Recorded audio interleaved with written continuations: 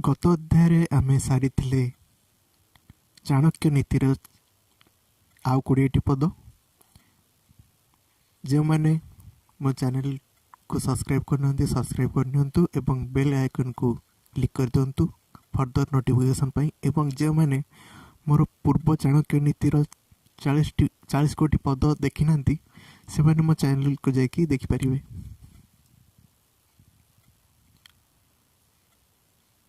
समस्त आचरण भिन्न भिन्न।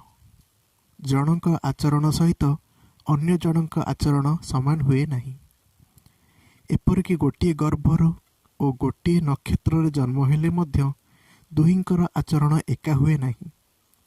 जेपरि बरकोली गछरे थिबा सबु कंटा सबु समान होई नथांती।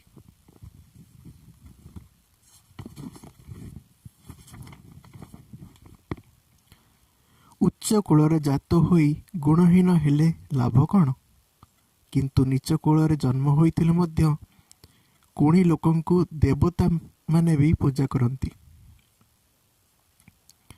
बुद्धिमान लोके मंद देश मंद वृत्ति दुष्टा भार्या और कुनदी रे स्नान कुवस्तु ग्रहण और कुभोजन परित्याग करती। कारण यह द्वारा केबे हेले से प्राण जीव क्षमा करिवे यह द्वारा केबे हेले जे प्राण जीव कही हेबो नहीं। कोकिल असुंदर हेले भी सुमधुर स्वर तार सौंदर्य वृद्धि करिथाए। सेहीपरि पवित्रता धर्म नारीर विद्या असुंदर व्यक्तिर एवं क्षमा गुण तपस्वी मानकर सौंदर्य वृद्धि करिथाए। तेणु बाह्य रूप मूल्यहीन, कारण गुण ही व्यक्तिर व्यक्तित्व को समृद्ध करिथाए।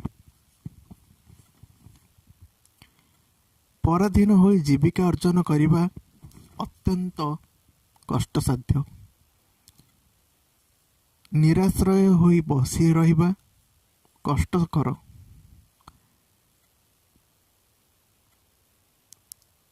निर्धन व्यक्ति पक्षरे व्यवसाय करिबा आहुरी कष्टकर, किंतु दारिद्र जीवनर सबुठारु कष्टकर।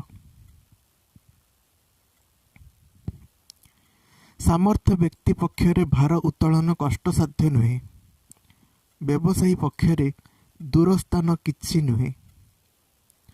पंडित लोके देश विदेश रे चलिबा कष्ट अनुभव करती नहीं।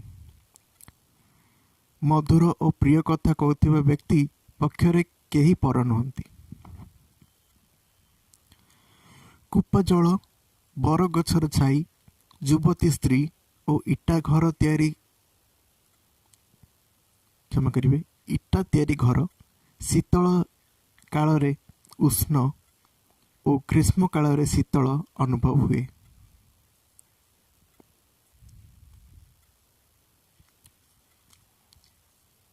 सबु लोक धर्मापक्ष बा विचारपति होई परिबे नहीं।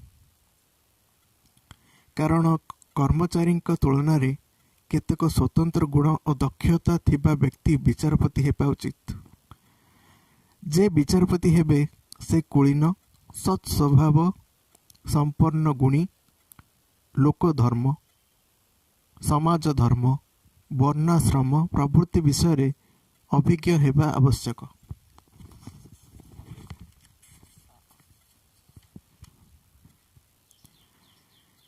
जेउठारे श्रोता नाहंती सेठारे वक्ता बा कौन करि परिबो।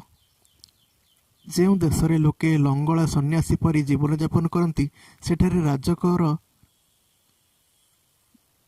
क्षमा करिवे सेठारे रजकर बा प्रयोजन कौन? तेणु श्रोता बिना वक्ता और वस्त्र बिना रजकर कौनसी प्रयोजन नहीं। दुग्ध प्रदान करि पारु नथिबा और गर्भधारण करि पारु नथिबा गाईरे की प्रयोजन? जे पुत्र भक्ति भावहीन सेपरि पुत्रर जन्म रे की लाभ? कामधेनु सकल अभिष्ट पूरण करिबा परी विद्या सबुकिछि लाभ करिबारे साहाय्य करिथाए। विदेश रे थिबा समय रे विद्या माता परी सहाय हुए। तेणु विद्या गुप्त धन अटे।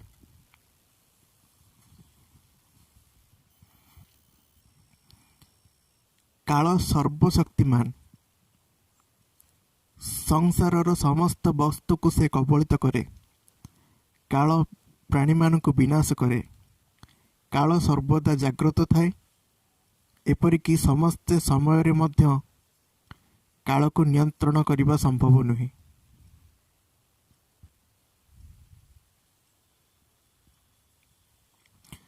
କବିମାନେ କ'ଣ ନ ଦେଖନ୍ତି?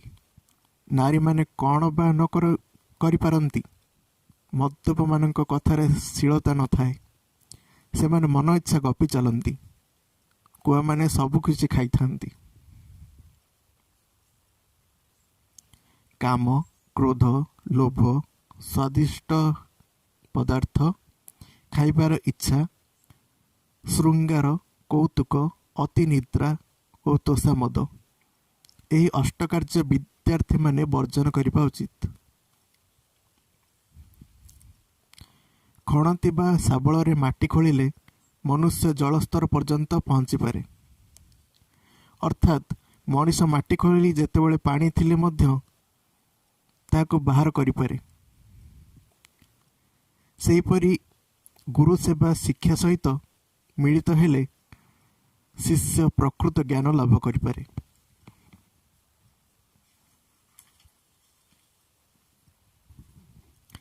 ବିଜ୍ଞ ଲୋକେ ସର୍ବଦା ବର୍ତ୍ତମାନ କାଳର ଆବଶ୍ୟକତାକୁ ଦୃଷ୍ଟି ଦେଇ କାର୍ଯ୍ୟ କରନ୍ତି। ସେମାନଙ୍କ ମତରେ ଗତ କଥା ଭାବି ଦୁଃଖ କରିବା ଉଚିତ ନୁହେଁ କି ଭବିଷ୍ୟତ କଥା ଅଯଥାରେ ଚିନ୍ତା କରି ସମୟ ନଷ୍ଟ କରିବା ଉଚିତ ନୁହେଁ। ବ୍ରାହ୍ମଣର ଗୁରୁ ଅଗ୍ନି। ସମସ୍ତ ଜାତିର ଗୁରୁ ବ୍ରାହ୍ମଣ। ନାରୀର ଗୁରୁ ତାର ସ୍ୱାମୀ ଓ ଅତିଥି ସମସ୍ତଙ୍କର ଗୁରୁ ଅଟନ୍ତି। ଗୁଣ ରୂପର ମର୍ଯ୍ୟାଦା ବଢ଼ାଏ। ସ୍ୱଭାବ ବଂଶର କୀର୍ତ୍ତି ଦ୍ୱାରା ବିଦ୍ୟାର ମହତ୍ତ୍ୱ ଓ ଭୋଗ ଦ୍ୱାରା ଧନର ମର୍ଯ୍ୟାଦା ବୃଦ୍ଧି ହୁଏ। କାକଠାରୁ 4ଟି ଗୁଣ ଶିକ୍ଷା କରିବାର ଅଛି। ତାହା ହେଲା ଗୋପନରେ ସହବାସ, ସର୍ବଦା ସଞ୍ଚୟ ମନୋବୃତ୍ତି, ସର୍ବଦା ସତର୍କ ରହିବା ଓ ଆଳସ୍ୟ ପରିତ୍ୟାଗ। ସର୍ବଦା ଗୃହ ପ୍ରତି ଆକୃଷ୍ଟ ବ୍ୟକ୍ତିମାନେ ବିଦ୍ୟା, ମାଂସ ଖାଉଥିବା ଲୋକଙ୍କଠାରେ ଦୟା, ଲୋଭୀ ପକ୍ଷରେ ସତ୍ୟ କହିବା ଓ କାମୁକ ବ୍ୟକ୍ତିଠାରେ ପବିତ୍ରତା ଦେଖାଯାଏ ନାହିଁ। ଆଜି ପାଇଁ ଏତିକି। ପୁଣି ଦେଖାହେବ ଆସନ୍ତା ଅଧ୍ୟାୟରେ। ସେ ପର୍ଯ୍ୟନ୍ତ ଆପଣ ଚ୍ୟାନେଲଟିକୁ ସବସ୍କ୍ରାଇବ୍ କରିନିଅନ୍ତୁ ଏବଂ ପାଖରେ ଥିବା ବେଲ୍ ଆଇକନ୍କୁ ଦବାଇ ଦିଅନ୍ତୁ। ଫଳରେ ଆଗାମୀ ନୋଟିଫିକେସନ୍ ଆପଣଙ୍କୁ ଆଗ ମିଳିଯିବ। ରହୁଛୁ, ଧନ୍ୟବାଦ।